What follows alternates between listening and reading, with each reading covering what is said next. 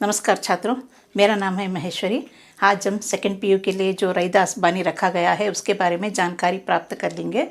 रैदास मध्यकालीन कवि थे। भक्ति काल के निर्गुण संतों में रैदास का नाम बड़े आदर के साथ लिया जाता है।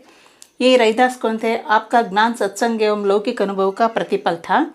आप अपने आचरण में संत साधना के भक्त थे। निर्गुण भक्ति धारा में कबीर के और रैदास को बहुत आदर के साथ इनका नाम लिया जाता है। उसमें न तो योग मार्ग की जटिलता है, न भक्ति का शास्त्रीय विद्यमान। रैदास वस्तुतः प्रेम भक्ति से अनुरत थे। उनकी भावना भक्ति भावना थी और भाषा बहुत सरल थी। आपकी वाणी में भक्ति भावना कूट कूट कर भरी थी। समाज का व्यापक हित, उनके काव्य की भाषा क्या है? समाज के सभी वर्गों के लिए उनका जो हित चाहते थे वो सभी इनके काव्य में सम्मिलित है। रैदास मानव प्रेम को दिखाता है। आपके भजन एवं उपदेशों में वो लोग प्रेरित होकर अनुयायी बन जाते हैं इनके पीछे। आपकी वाणी का प्रभाव समाज के सभी वर्गों पर विद्यमान है। संत रैदास जी ने अपने आचरण और व्यवहार से प्रमाणित किया गया है कि मनुष्य अपने जन्म से और अपने व्यवसाय के कारण वह उच्च नहीं बन सकता, बल्कि अपने विचारों की श्रेष्ठता से, गुण के आधार पर ही वो श्रेष्ठ बन जाता है। कवि का आशय क्या है? प्रस्तुत पद्य में रैदास बताते हैं, भगवान के प्रति प्रेम, अपना दास्य भाव प्रकट करते हैं। प्रभु को चंदन, दीपक, मोती स्वामी मानते हुए अपन को क्या करते हैं? पानी, बाती, धागा और दास मानते हैं।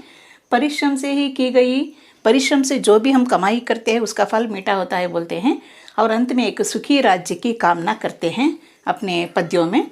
प्रस्तुत पद्य को मैं एक बार पढ़ूंगी, बाद में उसका अर्थ बताऊंगी। कविता का भावार्थ। अब कैसे छूटे राम रट लागी। फर्स्ट स्टांजा में बोलते हैं कवि, अब कैसे छूटे राम रट लागी, प्रभु जी तुम चंदन हम पानी, जाकी अंग अंग बास समानी, प्रभु जी तुम घन बन हम मोरा, जैसे चितवत चंद चकोरा, प्रभु जी तुम दीपक हम बाती, जाकी ज्योति बरई दिन राती, प्रभु जी तुम मोती हम धागा, जैसे सोने मिलत सुहागा। प्रस्तुत पद्य में कवि बोलते हैं, अब कैसे छूटे राम रट लागी। ये निर्गुण भक्तिधारा के कवि होने के नाते भगवान एक है, वो आंखों को नहीं दिखाई देता, फिर भी उसका अस्तित्व हमें दिखाई देता है। जैसे हम ऑक्सीजन देख नहीं पाते, जो उसको हम फील करते हैं, इसी प्रकार हम भगवान को फील करना चाहिए बोलते हैं। वो जो आंखों को नहीं दिखाई देता उसको ही प्रभु जी मानते हैं। प्रभु मानकर यहाँ प्रस्तुत पद्य में कहते हैं कि अब कैसे छूटे राम रट लागी। हे राम, यहाँ पे दशरथ नंदन राम नहीं, उनका रैदास का जो प्रभु है दशरथ नंदन राम नहीं, वो प्रभु जी है जो ऊपर बैठा हुआ है। उसको बोलते हैं कि अब कैसे छूटे राम रट लागी। रटना मीन्स रटते रहना, निरंतर रटते रहना। हे प्रभु, तुम्हारे बिना अब मैं कैसे रह सकता हूँ। प्रभु जी तुम चंदन हम पानी। जैसा उदाहरण देकर कवि कहते हैं, हे प्रभु तुम चंदन जैसे समान हो। चंदन मीन्स सैंडल, श्रीगंधा बोलते हैं उसको। तुम चंदन के समान हो, हम पानी के समान हैं। मैं तो तुम्हारा भक्त हूँ। चंदन जिस प्रकार लगाने से, अंग अंग लेपन करने से सारा हमारा अंगांग क्या होता है? सुगंध से भर जाता है। उसी प्रकार हे प्रभु जी तुम चंदन के समान हो, हम पानी के समान हो। इस प्रकार कवि बोलते हैं। नेक्स्ट बोलते हैं, जाकी अंग अंग बास समानी।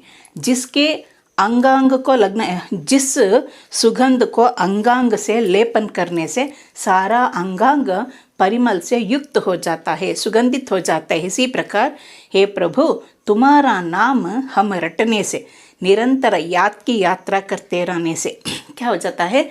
हमारे अंगांग सुगंधित हो जाता है। इस प्रकार बोलते हैं। नेक्स्ट बोलते हैं, प्रभु जी तुम घन बन हम मोरा। कवि कहते हैं तुम घनघोर अंधेरा बोलते हैं ना, इसी प्रकार घन बन माने वो हैवी क्लाउड्स बोलते हैं उसको।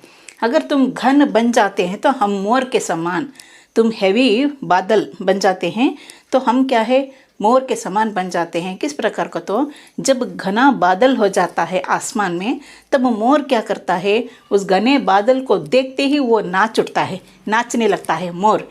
इसी प्रकार भगवान अगर तुम्हारी याद को निरंतर हम याद करते रहने से क्या हो जाता है? हमारा मन नाचता है, विभोर हो जाता है। जैसे चितवत चंद्र चकोरा, जिस प्रकार उदाहरण देकर कहते हैं कि चातक नामक एक पक्षी होती है, वो पक्षी चंद्रमा को देखकर बहुत खुशी महसूस होता है, उसी प्रकार हमारा मन चकोर पक्षी के समान भगवान को देखते ही भगवान का नाम रटने से बहुत आनंदित हो जाता है। इस प्रकार कवि बोलते हैं। नेक्स्ट, प्रभु जी तुम दीपक हम बाती। कवि यहाँ पर बोलते हैं कि हे प्रभु तुम दीपक के समान हो, हम बाती के समान हो। बाती माने विक बोलते हैं, बाती बत्ती बोलते हैं कन्नड़ा में, अंग्रेजी में विक बोलते हैं। जैसे दीपक और बाती दोनों एक समान है। दीपक के बिना बाती नहीं रह सकता, बाती के बिना दीपक नहीं रह सकता। जाकी ज्योति बरई दिन राती, अगर दीपक और बाती दोनों एक हो जाने से रात दिन वो ज्योति जगमगाती है। इसी प्रकार हम और भगवान को स्वामी मानते हैं कवि, अपन को दास मानते हैं। दोनों का एकाकार हो जाने से बाती के समान हम प्रकाश दे सकते हैं दुनिया को। इस प्रकार कवि बोलते हैं। नेक्स्ट बोलते हैं, प्रभु जी तुम मोती हम धागा। मोती और धागा दोनों को एक समान जुड़ने से, धागे से मोती को पिरोने से क्या हो जाता है, वो मोती सुंदर हार बन जाता है। उसी प्रकार जैसे सोने पे सुहागा एक मुहावरा है। अर्थ होता है कि जिस प्रकार धागे से मोती को पिरोने से एक सुंदर हार बन जाता है, उसी प्रकार हम भी भगवान को निरंतर याद करते रहने से सोने पे सुहागा, जिस प्रकार सोने पे सुहागा का अर्थ है कि एक खुशी होने के बाद और एक खुशी उसके ऊपर हो जाना। जिस प्रकार घर में बच्चा हो जाता है तो उसके ऊपर और नौकरी लग जाती है, तो दोनों खुशियाँ हो जाती है ना, खुशी के ऊपर खुशी, खुशी के ऊपर खुशी। उसी प्रकार जैसे सोने पे सुहागा हो जाता है जब भगवान और भक्तों के बीच में जो अट्टो संबंध होता है, तब इस प्रकार कवि इस स्टांजा में कहते हैं, प्रभु जी तुम स्वामी हम दासा, ऐसी भक्ति करे रैदासा। दोनों के बीच अट्टू संबंध हो गई कि प्रभु जी को रट लगाए बिना कभी नहीं रह सकता। रैदास बोलते हैं कि इधर प्रभु जी तुम स्वामी के समान हो, हम दास के समान हो, तुम्हें छोड़कर हम एक क्षण भी, एक पल भी नहीं रह सकते। ऐसे भक्ति करे रैदासा, रैदास ऐसे भक्ति कर सकते हैं। भगवान के प्रति अट्टू विश्वास यहाँ पर दिखाई दे रहा है। अब सेकंड स्टांजा में देखिए, रैदास श्रम करी खाई जो लो पार बसाई, नेक कमाई जो करई कबहु न निहपल जाय। प्रसिद्ध पद में व्रज भाषा में ये पद है। इसमें कवि कहते हैं कि रैदास बोलते हैं श्रम करी खाई, सभी लोगों को श्रम करके खाना चाहिए। खाइए, श्रम का फल मीठा होता है ना, परिश्रम का फल कभी मीठा होता है। जो लो पार बसाई, इसका अर्थ है जो लो पार बसाई, जो उसका बेड़ा पार हो जाएगा। जो परिश्रम करके खाता है उसका बेड़ा पार हो जाएगा। नेक कमाई जो करई, जो मीन्स जो नेक कमाई करता है, अच्छा काम करता है, वो जो व्यक्ति अच्छा काम करता है, कबहु निष्फल नहीं होय, कभी वो निष्फल नहीं होने देता भगवान।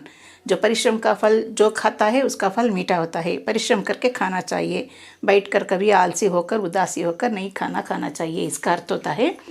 कवि यहाँ पर श्रम की महत्ता बताते हैं। सभी लोगों को कर्मयोगी बनना चाहिए, कमाई से खाना चाहिए, क्योंकि नेकी से की गई काम कभी निष्फल नहीं होता। इस पद का अर्थ होता है। अब थर्ड स्टांजा में देखो छात्रों, ऐसा चाहो राज्य में जहाँ मिले सबन को अन्न, छोटा बड़ो सभी सब सम बसई, रैदास रहे प्रसन्न।